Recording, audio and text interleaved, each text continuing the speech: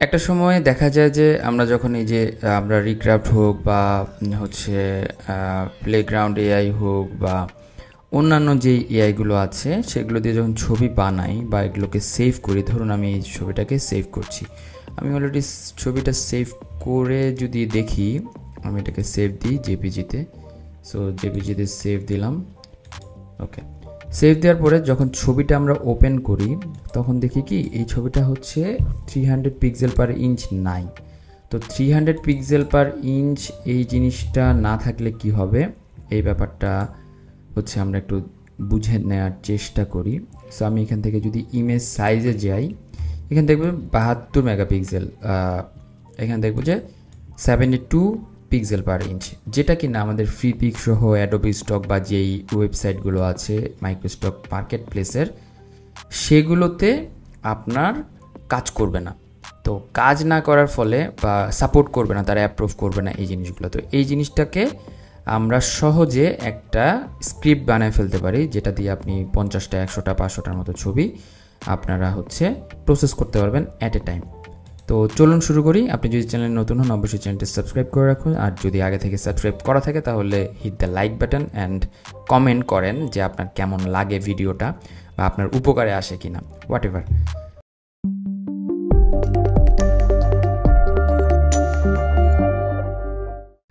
তো এই ছবিটাকে আমরা প্রথমে যেটা করব, এই ছবিটাকে পুরো প্রসেসটা আমরা একটা রেকর্ড প্রসেসে যাব। তো কিভাবে রেকর্ড প্রসেস যাব, আমরা যদি উইন্ডোতে যাই, উইন্ডোতে যাওয়ার পরে আমরা দেখব যে অ্যাকশন নামে একটা অপশন আমরা পেয়ে যাচ্ছি। তো অ্যাকশন অপশনে অনেক অ্যাকশন আমার এখানে মেক করা আছে। সো এগুলোকে যদি আমি সবগুলো হাইড করি তাহলে এরকম ফোল্ডার আকারে আসবে, যদি এটাও হাইড করি এই যে এরকম ফোল্ডার আকারে আসবে। তো এরপরে যেটা করতে হবে সেটা হচ্ছে আমরা প্লাস সাইনে ক্লিক করব। প্লাস সাইনে ক্লিক করার পরে এখানে একটা নাম দিব, ধরেন এখানে নাম দিচ্ছি এডি একাডেমি অথবা লার্জ ইমেজ LARGER 300 লার্জ 300 নামে একটা নাম দিলাম। সো ডিফল্ট অ্যাকশন, এই ডিফল্ট অ্যাকশনটা দিয়ে রাখতে হবে। দেন হচ্ছে এখান থেকে রেকর্ডে প্রেস করবেন। রেকর্ডে প্রেস করলে দেখা গেল যে ও রেকর্ড শুরু করে দিছে। এখন রেকর্ডটা কিভাবে করব, রেকর্ড হচ্ছে আপনি যেখানে যা যা কাজ করবেন সেটাই রেকর্ড হবে। তো আমি প্রথমে চলে যাব ইমেজে, ইমেজ থেকে চলে যাব হচ্ছে ইমেজ সাইজে, এখান থেকে 72কে বানাবো হচ্ছে 300। ওকে, 300 যখন বানালাম তারপরে ওকে করে দেব। ওকে করার পরে শুধু 300 বানানো হবে না, এটাকে সেভও করতে হবে। তো আমি এটাকে সেভও করে দিলাম। এরপরে আমার কিন্তু রেকর্ডের কাজ শেষ। এই যে এখানে প্লে বাটনটা দেখছেন, এটা এখান থেকে স্টপ করে দিতে হবে। ওকে, স্টপ করে দিলে আপনার এটা কিন্তু রেকর্ডটা হয়ে গেছে।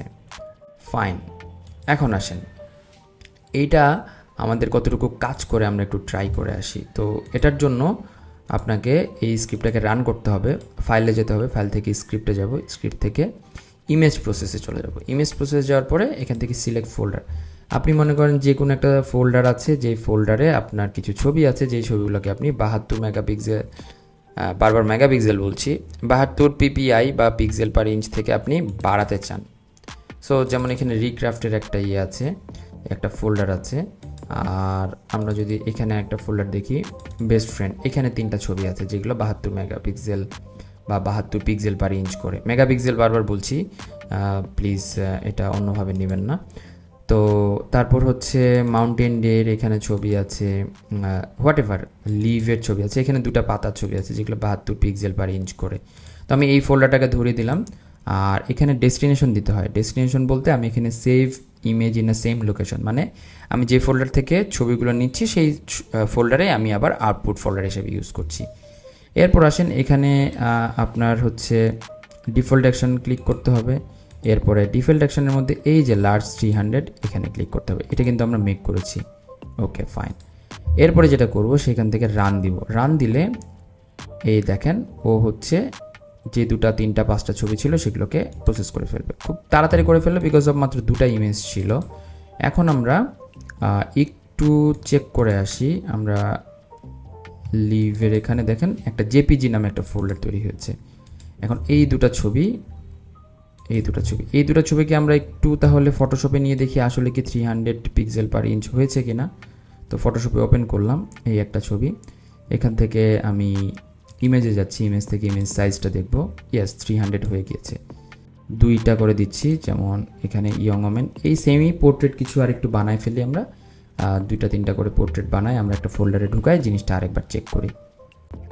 সো এই ছবিটাকে আমরা একটা নতুন ফোল্ডার দেই, যেমন এখানে একটা ফোল্ডার দেই, পোর্ট্রেট নামে ফোল্ডার, একটা ছবি, দেন এখানে আরেকটা ছবি, ওকে 2টা দিলাম। এখানে অন্য কিছু দেই, যেমন দিতে পারি হচ্ছে corporate office and CEO in the office room working. Anyway, আমি এখানে যেই এআইটা ইউজ করছি সেটার নাম হচ্ছে রিক্রাফট এআই, যেটা আপনারা আগের ভিডিওগুলোতে দেখেছেন। যদি না দেখে থাকেন তাহলে এই ভিডিওর আই বাটনে প্রেস করে ভিডিওগুলো পেয়ে যাবেন। দেখেন CEO working in our office. So এই ছবিটা নিলাম, তো আমরা 3টা ছবি পেলাম একটা ফোল্ডারে। এখন আমাদের যে ফটোশপ স্ক্রিপ্টটা আছে এটাকে আমরা একটু টেস্ট করে দেখি। স্ক্রিপ্টে যাচ্ছি, ইমেজ প্রসেসে যাচ্ছি, সিলেক্ট ফোল্ডার। তো সিলেক্ট ফোল্ডারে গিয়ে আমাদের এই যে পোর্ট্রেট, 3টা পোর্ট্রেট এখানে আছে, ওপেনে যাচ্ছি। ও তার আগে আপনাদেরকে দেখায় নেই যে এই ছবিগুলো কি 72 পিক্সেল করে আছে কিনা, 72 পিক্সেল পার ইঞ্চ করে আছে কিনা। যেমন এগুলা সবই 72 পিক্সেল পার ইঞ্চ করে আছে, কারণ এই ছবিগুলো আসলে খুব বড় সাইজের দেয় না।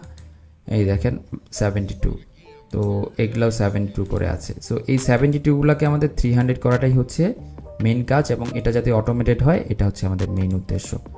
তো এখান থেকে আমরা ফাইলে যাব, ফাইল থেকে স্ক্রিপ্টে চলে যাব, ইমেজ প্রসেসে যাব, সেই ফোল্ডারটাকে আমরা সিলেক্ট করে দিচ্ছি, ওপেন করে দিচ্ছি, save in a same location দিয়ে রাখছি। আর এই যে ডিফল্ট অ্যাকশনের মধ্যে ডিফল্ট অ্যাকশন রাখছি 300 লার্জ রাখছি এবং রান করে দেব। তো যে 3টা ছবি আমার 72 পিক্সেল পার ইঞ্চ ছিল সেগুলো 300 পিক্সেল পার ইঞ্চ হয়ে যাবে। তো সত্যি হলো কিনা আমরা একটু চেক করে আসি। নতুন জেপিইজি যে ফোল্ডারটা হয়েছে এই ছবিটা এখন আমরা ওপেন করি, এডিটে যাচ্ছি বা ইমেজ থেকে ইমেজ সাইজে যাচ্ছি, দেখেন 300 হয়ে গেছে।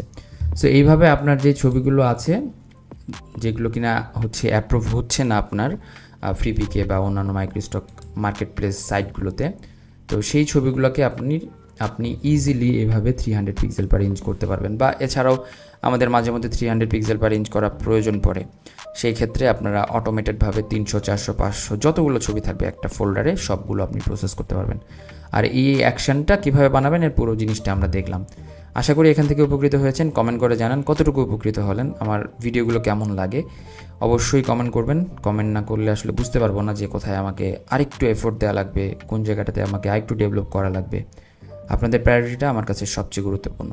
ভালো থাকবেন সবাই, সুস্থ থাকবেন। আল্লাহ হাফেজ, আসসালামু আলাইকুম।